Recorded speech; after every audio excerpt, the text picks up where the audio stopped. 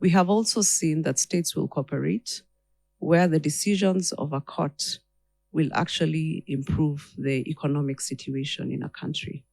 Some people have referred to those as the low-hanging fruits. So the trend that we have seen is that cooperation will only take place or will easily be ensured where it is to the benefit of a state, but not necessarily where the rights of individuals have to be protected. So I will have an opportunity to talk about the other challenges that we experience as a court, but I also want to say that as a court, we have other key stakeholders that are that are at the core of cooperation.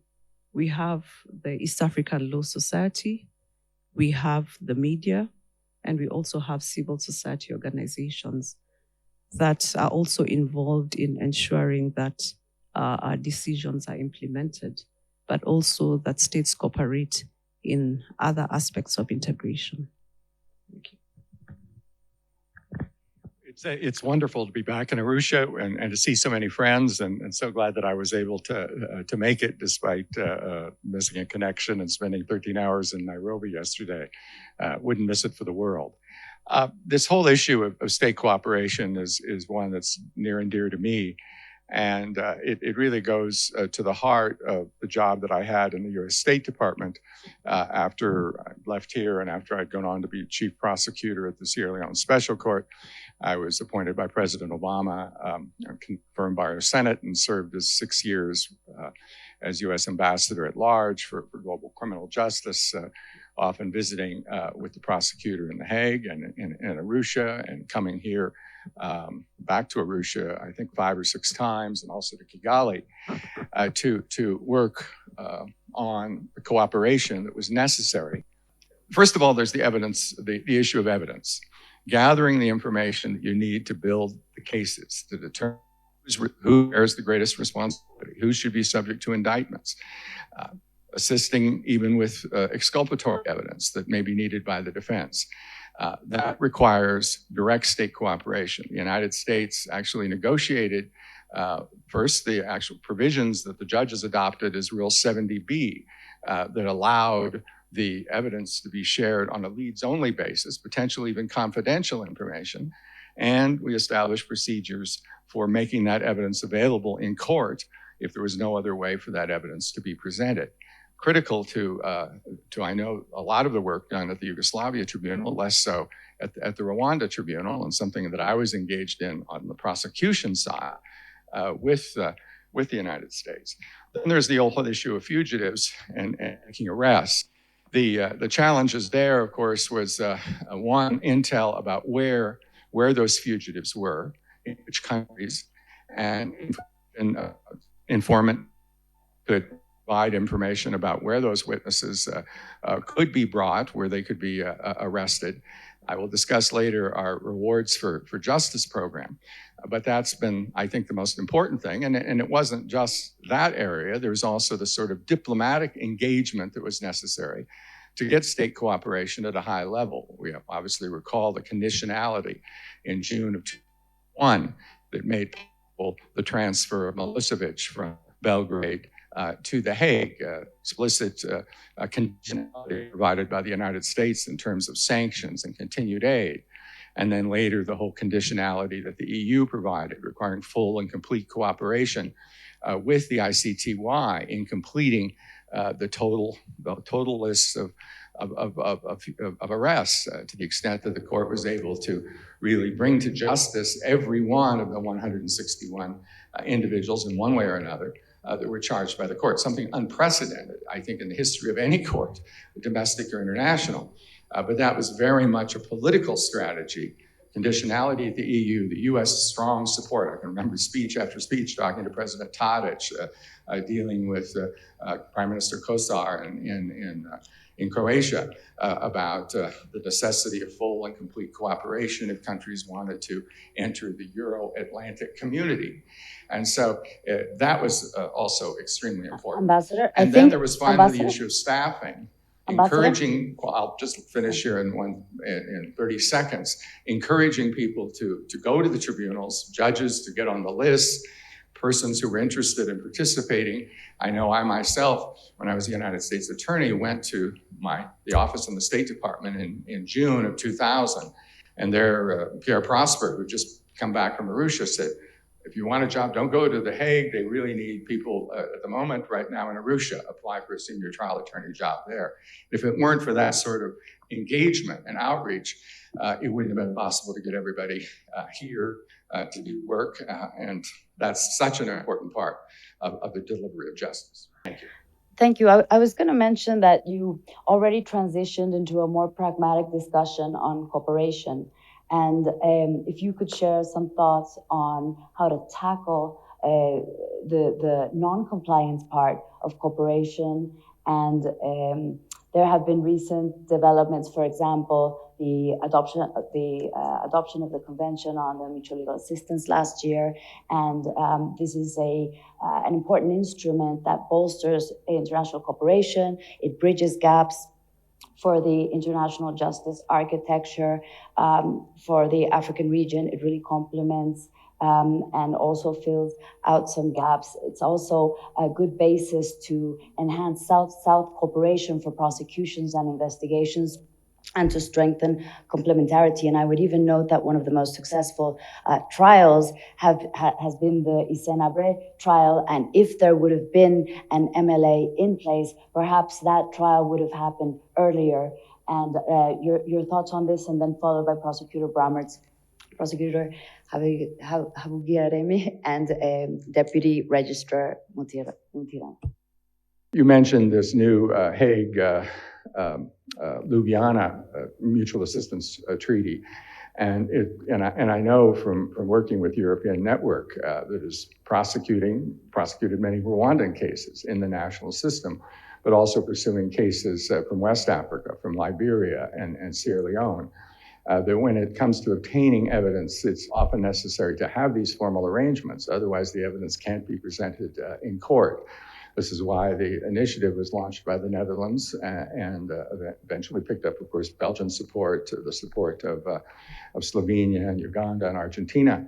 And we had this treaty negotiated, and I think on Valentine's Day, we had several dozen states initially. It would have been extremely useful, I know, in many of these universal jurisdiction cases. I would note that the tribunal itself often would have these challenges at the national level, where we, of course, had Chapter 7 powers, but there was no implementing legislation. I mean, this is a challenge I know continuing. I hope it will soon be resolved in terms of the Fulgence Kayishima case in South Africa, because they don't have a formal extradition treaty applying to the cases arising out of the ICTI or IRMCT. So it's important that we are getting these levels of formal cooperation. Do keep in mind that, as Serge said, it's always a matter of developing those personal and direct relationships. And when you've got the legal instruments as well, that's helpful. In regard to the fugitive issue, I can recall sending mutual assistance requests on fugitives when I was chief of prosecutions here. I remember sending one to France where we said, put surveillance on this particular building. And 6 months later, we discovered, yes, they put surveillance on it in the 4th month after the request and for 2 days. And they saw one guy who kind of looked like the fugitive, but they lost him at a roundabout. And we found out about that 2 months later.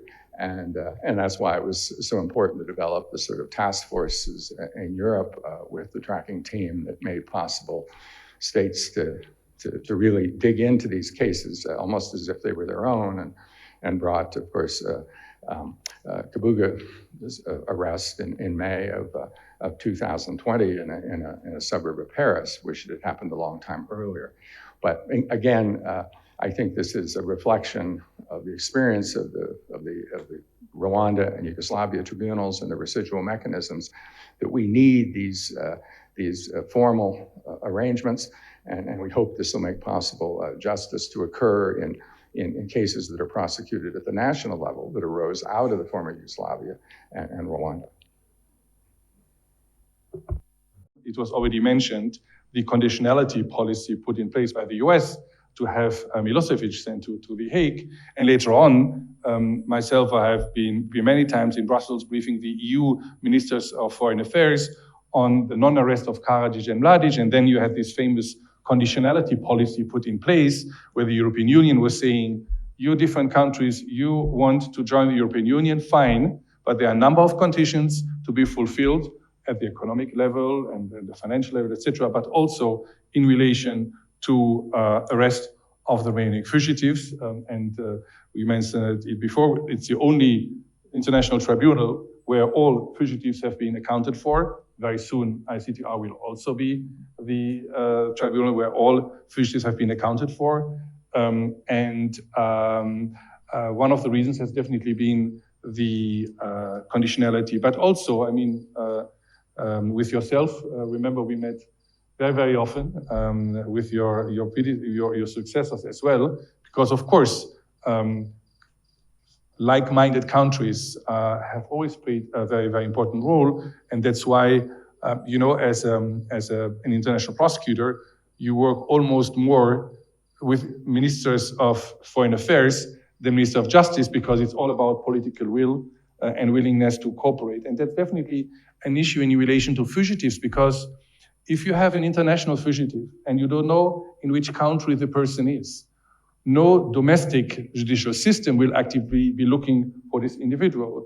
You can have a red notice with Interpol, meaning that there's an international arrest warrant, but unless this person is traveling with the real passport, which none of them is of course doing, and would be in a control, you would never be able to find this individual. And this is definitely something we have developed at the ICTR even before my time, and we have continued it, which is something where I've argued very often that the ICC would need a fugitive tracking team as well, because no one else is actively looking for our fugitives. And what we have done in our office now the last 5-6 years was really to change the approach and not waiting for states to tell us that our fugitives have been located somewhere and arrested, but to do our own homework. So by replacing more the investigative part by analysts, so we have been able in relation to Kabuga, in relation to Kaishima, but also in relation to the other cases we have been able to close more recently,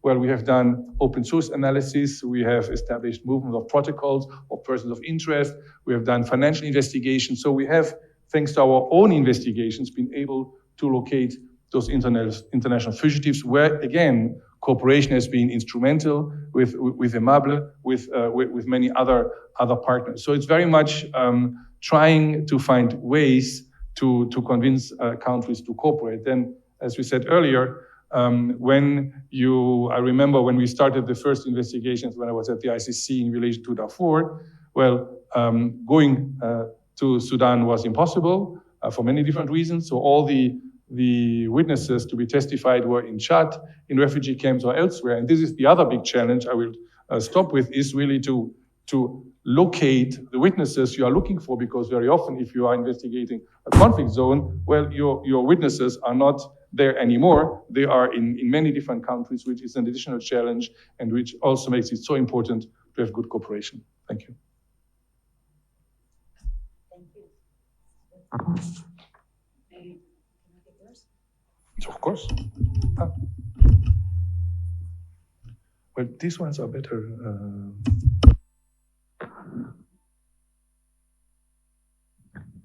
Now is it working? Yes. And maybe also it doesn't hurt to help a $5 million rewards program. Thank you very much. The Ljubljana or the Hague Convention on International Cooperation in relation to the investigation and prosecution of international crime is a step towards that international cooperation. And the date was signed, that was, if I remember well, 14th Feb. This month, 34 countries signed, and it's still open. So it's now the role of other countries, particularly international organizations, to sensitize other states so that they can sign that convention.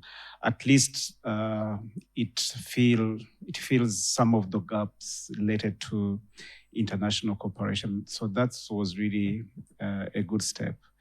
Another thing that can be done is in relation to extradition treaties that states have to sign.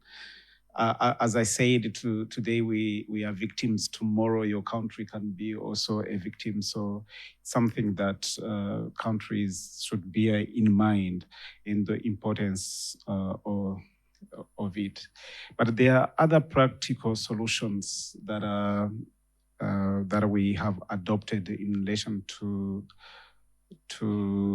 addressing the issues related to international cooperation and sometimes the delays related to bureaucracy. For instance, the way we work with some of the countries like France, because there are so many fugitives there in Belgium or even the Netherlands, we have adopted a system of advanced copies.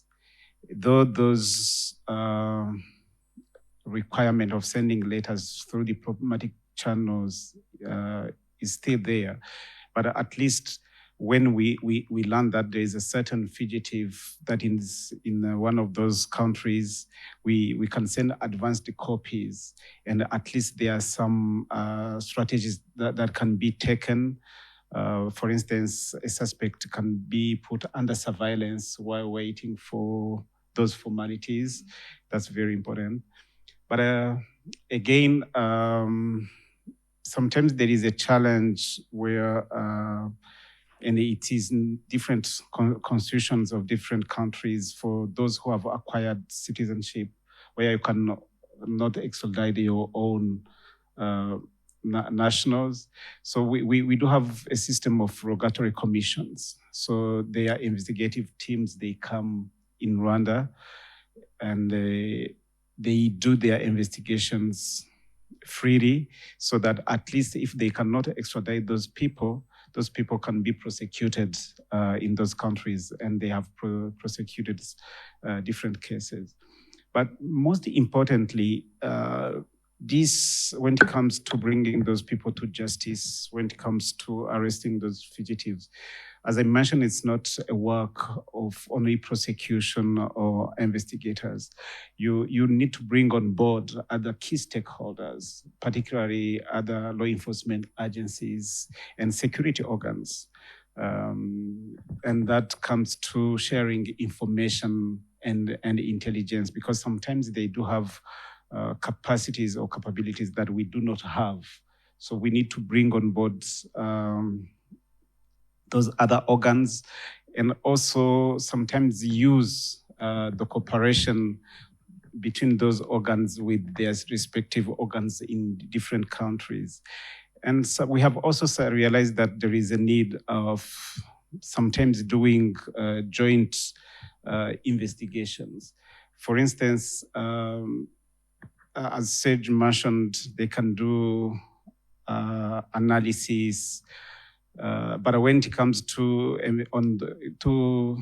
arresting that person on the ground, so they need people in that country who are familiar with the realities on the ground. So sometimes we need those joint investigations. Another challenge that we are facing is that most of the fugitives, when they are identified or arrested, they claim that they are being hunted because of political reasons. And recently we had an experience of a case in Netherlands where the court rejected the request for extradition because that person has joined a political party that is in opposition, not even registered. And they ignored the facts that were there, because the person used to be a senior officer who supervised and committed genocide in Rwanda. But at least the good thing is that though the extradition was rejected, but the prosecution in Netherlands took a decision to prosecute themselves. So, and they came to Rwanda to do additional investigations so that they can prosecute. So that's another good thing when it is not possible to extradite, at least prosecute. So the last point I wanted to mention is that sometimes there can be political disagreement between states, and that should not affect prosecuting those criminals. So prosecuting the criminals of those atrocity crimes should prevail over some political disagreement of the countries. Thank you. So speaking on the challenges that affect state cooperation in terms, in respect to implementation of decisions of our court, the first challenge we have is that we lack an implementation mechanism. So once the decisions have been made by the court, for example, the treaty is very prescriptive on what happens when, or what should be done for national judiciaries to execute the decisions of our court. But it's silent on the process of ensuring that our decisions are implemented by the partner states and the council, which is really a big gap for us. So what happens is that during a council meeting, and the council is made up of representatives from the partner states, the court is going to give a report on the decisions that have been made by the court. And what the council does is that they take note of those decisions. And beyond that, there's nothing that is being done on how do we ensure the implementation of these decisions. So the states are not held to account on the steps that they should be able to take following the decisions of the court. And one of the things that we think will ensure that these decisions are implemented is that there should be a standalone agenda at the summit level where the heads of states should be able to receive a report on the status of implementation of these decisions of the court. And we have seen that work in ECOWAS, for example. And the reason why I insist on having the summit have a standalone agenda item is that sometimes at the council level, politicking takes over. And you find that some of these issues do not get to the heads of state. So as a standalone agenda item, we believe that there'll be more interest at that level and also better decision-making in terms of ensuring implementation of our decisions. But in this case, questions have been raised on who is supposed to submit a report on the implementation status. It's definitely not the court, because our role is actually to dispense the justice, make decisions, and then the next level will take that up. And this is where the Secretariat comes in, particularly the Office of the Council to the Community, to have the responsibility of preparing a report that will show the status of implementation of the decisions of the East African Court of Justice and accordingly submit those to the heads of state. Another challenge that we have is the structural mechanism for decision-making at the EAC. So consensus is, all partner states have to reach a consensus before a decision has been made. And there has been a growing trend of where there's an agenda item that could be detrimental to our state, and the council meeting is postponed. So, and this also comes to play when we are looking at issues of sanctions. For example, we have, the treaty talks about sanctions, but it does not, there is no provision for how to actually apply these sanctions. And with a lack of a sanction mechanism or a schedule of sanctions, then we cannot hold states to account where they've not been able to do their part in terms of heeding to their obligations under the treaty. And implementation of decisions of the court is a breach of the treaty. But as long as we don't have the sanction mechanism operational, or we don't have a provision for penalties, then it is going to be very hard to hold partner states to account. And we have found that the decision-making mechanism is also detrimental to the operationalization of the sanction mechanism. Because when you have consensus, it will be very hard for partner states. And we have seen it has taken years since this mechanism has been since this mechanism has actually been operationalized. This has been tabled before the Council of Ministers on several occasions, but there's no consensus that has been reached in terms of operationalizing this. So proposals have been made that certain decisions of the Council do not need consensus. And it is up to the Council to identify particular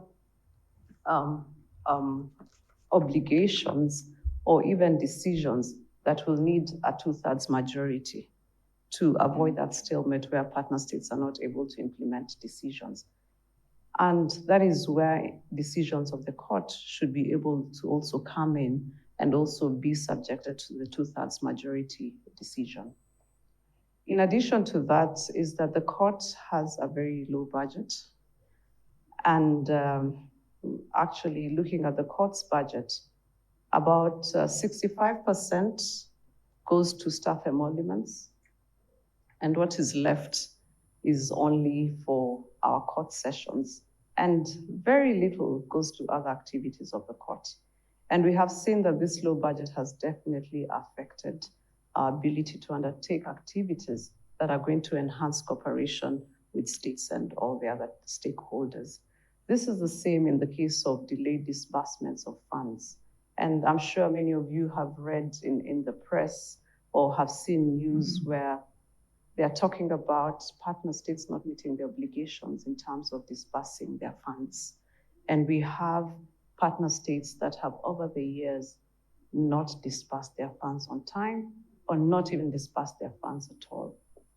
And this has led, in the case of our court, to the postponement of our court sessions, which is an aspect of delayed justice. But just before I end, I also wanted to say that sometimes or oftentimes, because we are in a regional bloc, you assume that senior members of government will understand how the organs of a community work. So we have found that there's also a lack of knowledge of how the court works and its mandate, and that has also been detrimental to cooperation between states and the court in as far as implementation of our decisions is concerned. I thank you because you've now brought us to the last point I wanted to raise in this discussion, which is about how to build capacity for more effective cooperation. And it has to do with training, with awareness, and with resources. So I will now give the floor to Prosecutor Brammertz, and then I'll come back to you so that we can continue on this. Thank you very much, Anna Christina. I think we all agree that the best place where a prosecution should take place is at the domestic level within a legal system the victims' communities and perpetrator communities can understand. But we also know that sometimes a country after conflict is not in a position to handle their own cases for many different reasons. That's why the ad hoc tribunals, as you know, were set up in the 90s. With the big difference with the ICC, as you know, primacy over national jurisdictions, where the ICC, as we know, the complementarity makes that only if a country is unable or unwilling to do their job, that the ICC can come in. Interestingly, if you look at the situation today, the mechanism is in all modesty, the champion in positive complementarity. We are receiving more than 300 requests for assistance by countries from the former Yugoslavia, Rwanda, and third countries conducting investigations. Why? Not because we are better than the ICC in positive complementarity. It is just that we have worked in two situations with investigations done during more than 20 years, where the ICC is working in more than 20 situations with, of course, much more smaller and more focused investigation. The result is that we have in our databases more than, if you look at the two tribunals together, more than 11 million pages of documents in relation to the conflicts, which are the biggest databases, which will be there for many years to come. And that's the reason why we are always saying, and when we are fighting for our budget, and President Registrar and I were very well placed. We are always trying to explain to our interlocutors in New York, well, the end of the ISTY and ICTR prosecutions at the international level is very, very important, but it's only one chapter of a story with two chapters, because now the second phase is national prosecutions. EMABLE has more than 1,000 fugitives remaining. In the former Yugoslavia, there are also many, many hundreds cases still to be conducted. All this to say that a lot needs to be done. And of course, historically, national jurisdictions have been much less been in charge of conducting investigations for atrocity crimes, because universal jurisdiction, as we know, is still recent, it's still controversial. Not all countries are signing the idea and are very active in this regard. And that's where we see, as an international tribunal, a very important role to play, helping building capacity in all countries who are able and willing to conduct atrocity crime investigations. And my office, we have trained over the last 6 years more than 300 prosecutors in domestic legal systems, always financed by donors who are very supportive in this regard. We do once a year, at least in East Africa training. We have done it in November in Entebbe with prosecutors from the region. We are leaving tomorrow to Mozambique. So we have done several training manuals on the most recent one in relation to conflict-related sexual violence. We have done, we launched it last year at a training in Nairobi, also with prosecutors from the region. Then in Dar in November, where also colleagues from South Sudan were present. And next week, as I said, we will be in Mozambique with the Portuguese-speaking version of it, and we will be in April in Dakar with prosecutors from the French-speaking part of the world.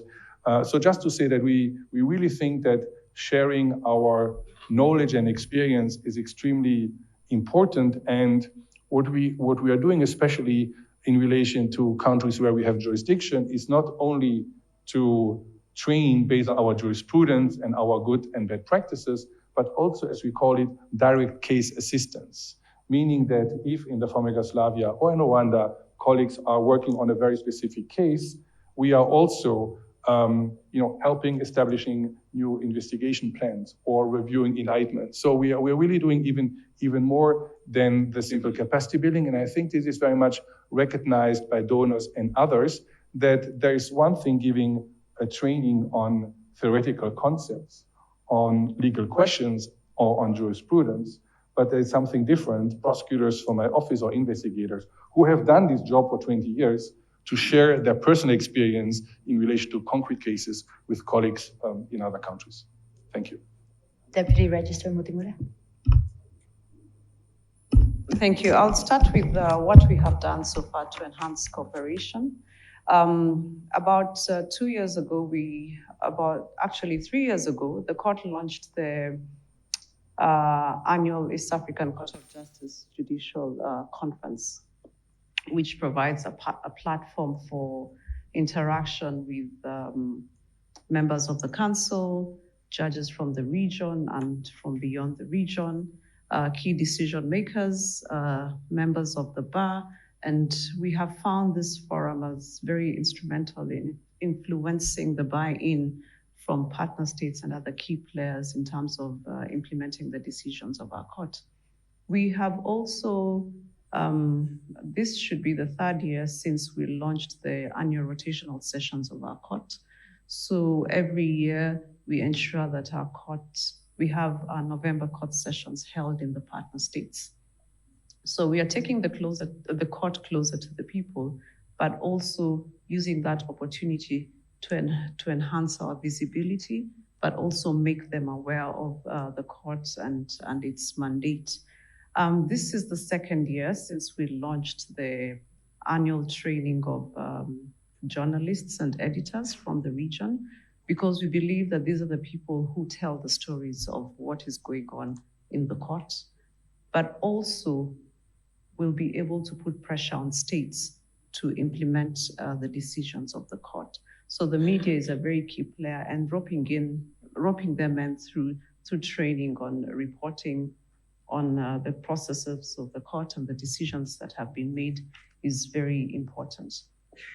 We also have existing links between regional and domestic courts, and these links need to be harnessed through the exchange of information, and also we use these links to adopt best practices that could actually improve our cooperation with states in terms of implementing the decisions of the court. As I mentioned earlier, the Council is very key in ensuring that states meet their obligations, whatever obligations that they are under the treaty. And as long as the court is isolated or does not have interactions with the Council, then it's going to be very difficult to get states to actually, improve the implementations of their decisions. So we are looking at operationalizing biannual retreats with members of the Council. And this is also because we have found that there's a high turnover of members of the Council. So almost every 2 years, you realize that the members of the Council have changed, and that means that they need to be brought up to speed on what the mandate of the different organs of the community are. So if we have these retreats with them, then we are sure that they're well versed with the court's functions, its mandate, but also assist us in ensuring that our decisions are implemented.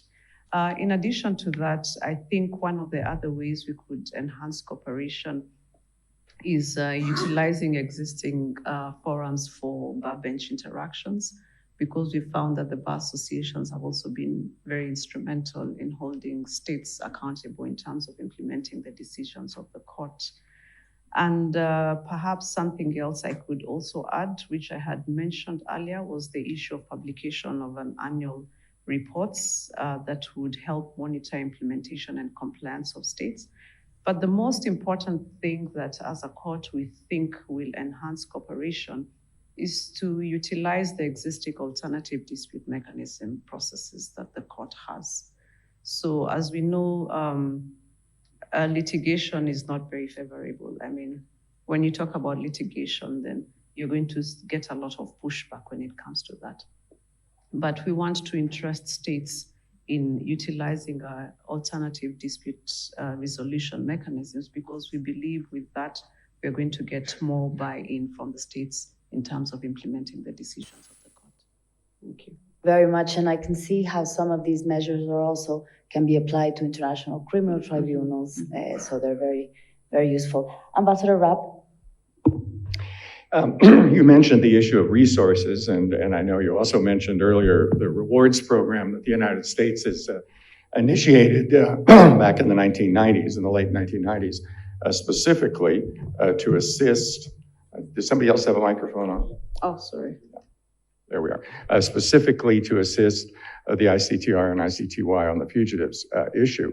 A program basically to provide up to a $5 million reward to individuals who provided information or assistance leading to the arrest and transfer to the seat of the tribunals for trial of any of the individuals that have been indicted. That program, in terms of actual implementation of it, is confidential. Obviously, there are situations where people may have had insiders who provided information on them, and their own families and those insiders could still be at risk. However, in 2012, when I testified in Congress to expand that program to include the International Criminal Court, I released information that allowed me to describe what had happened during the first 3 years of my tenure, which was specifically that I had authorized 13 rewards for ICTR fugitives and 1 reward for an ICTY fugitive. And in each case, we evaluated the value of the information, the assistance, the risk that the individual was under, the level of the fugitive. And the amounts that have been paid ranged from $10,000 US to $2 million US. And in each situation, we had found a way safely to deliver that reward to the individual. I would note that the situations did vary, having been involved in them directly. but they always involved a very close relationship with the tracking teams of the ICTY and ICTR. When we identified a specific case, we called on the prosecutor's office to make a recommendation to essentially present a file to our court, to us, and then we convened a body of interagency bureaus, both in the State Department and Defense and the intel agencies, et cetera, in order to evaluate that particular individual and what it resulted. They did frankly vary from situations where it was indeed an insider who provided the information to frankly situations where family members or friends of the accused frankly encouraged that individual to turn themselves in and facilitated that transfer in ways that were sometimes challenging. I remember one case where families actually brought the individual to 3 different places before they got him arrested. And it was appropriate that they be rewarded under the circumstances, even though the accused himself wanted to come in, but wanted to come in safely. That said, and the program has continued, and Congress did unanimously, and President Obama early in 2013 expanded it to include ICC cases and also cases of any hybrid or mixed court in the world. So it does technically apply to the Bosnia State Court, which began as a hybrid court. I'm not sure we paid a reward in that situation. I know that we've been engaged with the Central African Republic, where they established a special criminal court that includes international magistrates, prosecutors, judges. So that's an eligible court. And I just came from Freetown, where my successor, Beth Van Schak, was on her way to Gambia to help sign an agreement for the U.S. to assist trials that could take place in Gambia regarding international criminal law violations that occurred during the Jammeh regime between 1994 and 1996.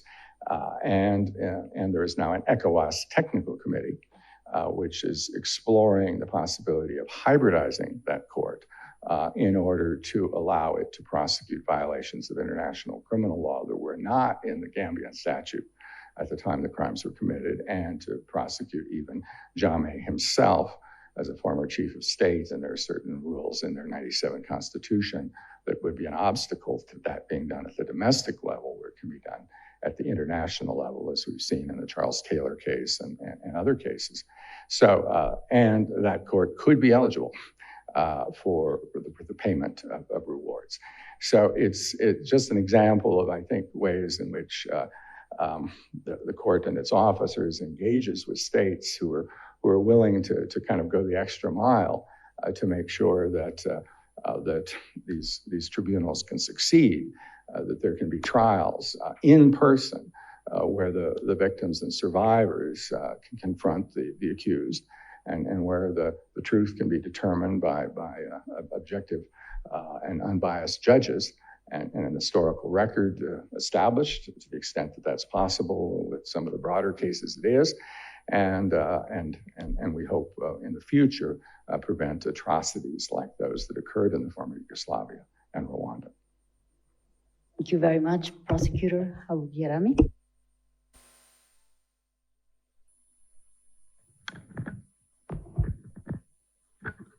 Thank you very much. One day, a former Inspector General of Police of Rwanda went to visit a former head of police of Singapore. And he asked him, how did you manage to build a very efficient police in Singapore in very few years?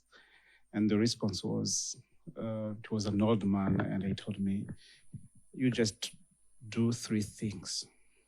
1, communicate, communicate, and communicate. 2, train, train, and train. 3, supervise, supervise, and supervise. So the effective communication between our office and the office of the mechanism, OTP, led to forming joint teams working on some of the cases. And when we started doing it on our side, myself, I was like Socrates, who said that what I know is that I know nothing. So we were lucky to have his team, because he has a team that is very experienced. And reaching to that idea, something that I never told him, it's the reason why I was very excited to work together with his team is what I realized when they were investigating the Kabuga case. And I could see his prosecutors with files, thousands of pages when it comes to the prosecution of that case. And my question was, why my prosecutors, when it comes to prosecuting a case, sometimes they do have a file of 50 pages, and those guys have files of 1,000 pages. So there must be something wrong. Maybe there are some details that we are not going into. And I said, I need really your team. Yesterday, Madam, you mentioned something very important, from courtrooms to classrooms. That's very important. But trainings are not enough, because we always send people to trainings. But from classroom to the ground is another important aspect, where we learn by doing. With his team, for instance, we analyzed together the information that we do have. We analyzed together the gaps we do have, preparing investigations together. And that's planning investigation is very important in our job as prosecutors. And it doesn't cost me anything if his team members goes together with my team on the ground and do the supervision that I mentioned. Yeah, so that they can realize what they are doing, and maybe having briefing before starting and debriefing, so that we can also learn by doing. So what it requires is just being humble, recognize that we always need to learn, and allow experienced people to come and we do things together so that we can learn together. So that's very important for us. I want to give the opportunity to take some questions from the audience. I also wanted to try and briefly share some takeaways. I think you actually just did it for me, but I wanted to just still share a few points about what effective cooperation comes down to at the end. You will definitely benefit from removing red tape, that is bureaucracy. You will benefit from having the right arrangements in place, be it MLA, a framework on cooperation, using extradite or prosecute mechanisms. You will also benefit from having resources, including expertise, training, sharing experiences. You can't do any of this without political will, and specifically for the context of criminal tribunals and atrocity crimes, trying to always be one step ahead of the criminals, as you mentioned at the beginning. So with that, I would like to then, if there are questions from the floor, to invite, and we'll have a brief round for that.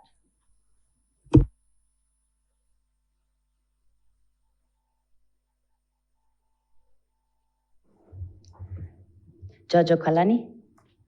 Mike is on its way. Yeah, Mike is coming. Yeah.